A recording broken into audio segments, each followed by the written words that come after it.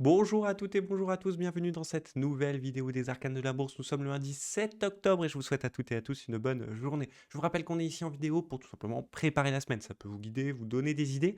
Et si bien sûr vous avez des questions sur ce que vous voyez, surtout n'hésitez pas. Ou si tout simplement vous avez envie de nous aider, surtout n'hésitez pas à liker, à faire un petit commentaire, un petit bonjour, un petit commentaire pour faire plaisir à YouTube. Et c'est nickel. Alors c'est parti pour les annonces macroéconomiques susceptibles d'impacter notre semaine.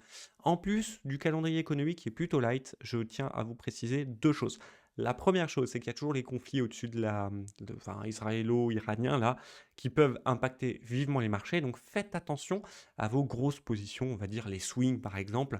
Sur quelques jours, vous avez intérêt à plutôt vous protéger le soir, en tout cas si j'ai un conseil à vous donner, et ça pendant encore quelques semaines. Secondo, il y a les élections américaines qui arrivent rapidement. Donc méfiance. Et tertio, je crois qu'on dit, eh ben, méfiance demain à l'ouverture des marchés parce que je tiens à préciser que la Chine, on en parlait encore, va ouvrir cette nuit et après une semaine de pause. Alors qu'ils sont en plein moment, si vous voulez, où ils injectent sur les marchés et ils font des choses. Donc vraiment, méfiance de ce côté-là. Demain, ça va bouger. D'accord. Autre annonce assez simple, minute de la Fed, mercredi 20h00 avec le compte-rendu des FOMC. Comme d'habitude, on n'a jamais été aussi clair en fait sur le Fed Watch Tools parce qu'on est sur 2 baisses de taux, parce qu'il a dit avec un ton assuré qu'il n'y aurait que 2 baisses des taux. Eh ben, ce qu'il va falloir voir, c'est est-ce que les FOMC, donc qui décident de la fourchette des taux, sont d'accord avec tout simplement Powell. Voilà, donc ça va être un petit peu ça à regarder. Jeudi 14h30, les indices de prix à la consommation annuel révision de septembre. Alors à méfiance, là c'est une annonce 2 étoiles, donc je vais recocher les 2 étoiles. Méfiance parce que ce qu'il va falloir regarder est assez clair pour moi, mais je voudrais vous le partager. Les indices de prix à la consommation annuelle, d'accord, ils sont passés, et ça c'est une bonne surprise, hein. Franchement c'était d'ailleurs une surprise il y a quelques semaines, voilà ça. On était passé la dernière fois, on était à 2,9, il y avait une prévision à 3, donc stabilisation. Bim, on est descendu à 2,5. C'est assez incroyable, vous allez me dire, parce que à côté, le corps, donc le lycée annuel, lui, est resté à 3,2. Et ça, c'est pas du tout bon, hein, c'est pas du tout bon parce que ça montre juste que l'inflation stabilise. Vous voyez bien, le graphique, elle descend un petit peu, mais depuis en dessous de 4, globalement, elle descend encore moins vite. Donc on est vraiment en une période de stabilisation. Je dis pas qu'on est en présence d'un rebond, non, il n'y a rien à craindre pour le moment. Néanmoins, ça veut dire qu'il faut surveiller un petit peu cet écart-là. Après, le vendredi, on n'aura pas grand-chose. Il y a des prix à la production et comme d'habitude, les petites fêtes du monde là qui parlent. D'accord, globalement. Donc, on est plutôt tranquille, mais méfiance du climat qui est relativement lourd. En plus de ça, il ne faut pas oublier on commence en tout cas les publications d'entreprise. Alors cette semaine, c'est light, mais vendredi, on en a quand même deux grosses, JP Morgan et Wells Fargo, d'accord. Donc forcément, elles sont bien attendues, parce que ça reste quand même deux géants du secteur. Du côté des indices, je vais commencer avec celui avec lequel je suis le plus sûr de moi, le Dow Jones. Il n'y a aucune hésitation, lui, pour moi, en tout cas, il faut l'acheter. Des plus hauts, de plus en plus hauts, d'accord. Donc là, on a par exemple des plus hauts de plus en plus hauts, il n'y a pas à chier, entre guillemets.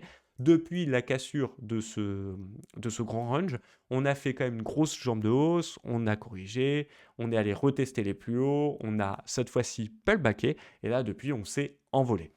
Le scénario est assez simple. Moi, je cherche à l'acheter. Mais je vous ai défini une zone intraday. D'accord. La zone intraday, on y reviendra, mais vous allez voir que c'est une zone sur laquelle je suis vraiment moins sûr de moi et vous allez comprendre un petit peu pourquoi.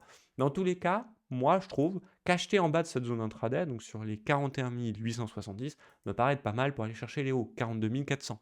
Ça fait déjà pas mal, ou même 42 200. Déjà, ça nous fait quand même un certain nombre de points et c'est quand même assez cool. Il y a 400 points d'évolution à la hausse à aller chercher. Et dans le climat dans lequel on est, comme je vous ai dit, les grands swings ne m'intéressent pas forcément trop pour le moment. Par contre, si on revient chercher tout simplement les 41 200, les 41 400, vous voyez, cette grosse zone-là, ok, à partir de là, éventuellement, que je rechercherai un petit peu plus, de façon un petit peu plus sûre de moi, tout simplement à racheter. Ok. Ça, pourquoi? Tout simplement parce qu'on a la moyenne mobile 50 périodes journalières qui est ici, on a les bandes basses de Bollinger qui correspondent à mon combo, si vous voulez, à mon setup tendance haussière, donc ça c'est cool, et donc on retrace ici, on stabilise un petit peu, on reprend la hausse, là c'est un petit peu plus sexy, parce qu'au lieu de travailler dans 400 points, on travaille à la grosse louche dans plus de 1000 points, donc c'est quand même super cool. Donc voilà, donc ça c'est le Dow Jones. Pourquoi je vous ai dit zone intra? Tout simplement parce que quand on se met en 4 heures, la zone intraday, elle est vraiment elle est vraiment délimitée, quoi. Elle est pas très belle, je trouve. Alors, au début, il y avait pas trop d'hésitation. On était plutôt dans une tendance haussière, d'accord? Traduite un petit peu par cette partie-là, du graphique. Donc voilà. Et puis, après, on a fait un plus haut. On allait à toucher l'extension de Fibo du dernier range, plus tout simplement une balance du dernier range, d'accord? Pratiquement au point près. Et depuis, on n'a pas forcément des plus hauts de plus en plus hauts. C'est moins évident en tout cas qu'ici. Alors attention, hein, pour autant, on a un petit peu des plus bas de plus en plus bas, mais c'est des grosses mèches et c'est pas forcément très parlant. Vous voyez la pente. Il y a un autre truc, c'est qu'effectivement, on peut dessiner un rounding top qui est en train de se faire, dont la ligne de coup est de base, c'est pour ça que je l'ai noté ici, pour moi, la fin de cette zone intraday, comme de par hasard. Donc oui, effectivement, pour les plus aguerris, un petit trade d'accélération baissière ici, ou justement, et c'est pour ça que je l'ai appelé zone intra, vendre en haut pour profiter des 400 points, me paraît être pas mal. C'est pour ça que j'ai appelé ça la zone intra. Vous mettez une alerte en bas en favorisant bien sûr les achats, vous pouvez par exemple prendre une demi-position ou une position habituelle, et en haut par contre vous prenez une demi-position, voire un tiers de position, être moins exposé à la baisse, parce que quand même ce marché est haussier.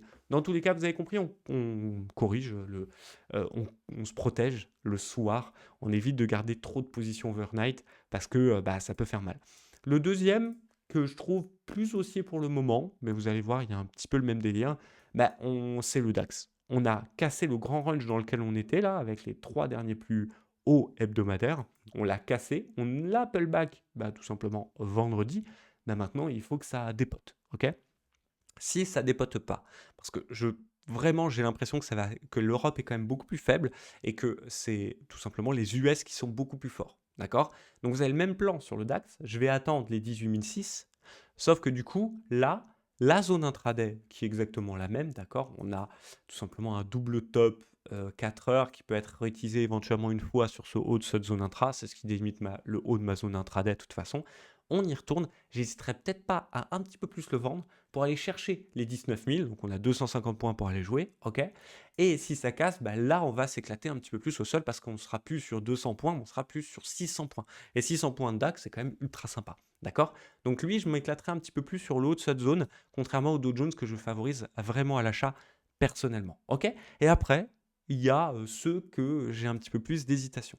Le Nasdaq, d'accord, globalement, ma tête a du mal à l'enlever, qu'il est quand même beaucoup plus baissier que les autres. Bah, tout simplement, quand on voit par exemple le SP500, il a refait des plus hauts depuis et on est globalement voilà, 1,2% au-dessus des plus hauts. Le Nasdaq, on est toujours 4% au-dessus de ses derniers plus hauts. Il n'a pas refait ses derniers plus hauts. Donc c'est chiant, mais pareil, même chose. Pour lui, pour moi, ce sera même une dégradation en dessous de cette zone intraday, d'accord? Et puis en attente, eh ben, on ira chercher 19 000, puis après 18 200 par exemple. D'accord? Ok. Pour moi, il est plus faible du coup, donc à favoriser aussi plutôt à l'achat, en sachant que celui qui me dit qu'il achète le bas de la zone intraday, que je vais vous remettre un petit peu mieux, vers 19 800 là, bah, je comprends en fait, il n'y a aucun souci. Mais moi, je le favorise plus psychologiquement à la baisse. Ok? Un autre qui est larvé total, mais qui me paraît être intéressant, c'est le CAC. Le CAC, globalement, c'est simple. Il casse le haut, il y a plus de chances qu'il aille chercher les 8100, etc. D'accord? De cette zone intraday, qui est un gros range dans lequel on est depuis juin, finalement. D'accord? Pendant ce temps-là, si on casse par le bas, éventuellement, on ira chercher les 7100. On n'y est pas, et pour le moment, on est bloqué dans cette zone intraday toute dégueulasse. Donc en bas, on favorise les achats, en haut, on favorise les ventes, globalement, assez simple, et puis en plus, dedans, il y a des petites figures intraday qui sont bah, tout simplement sympas.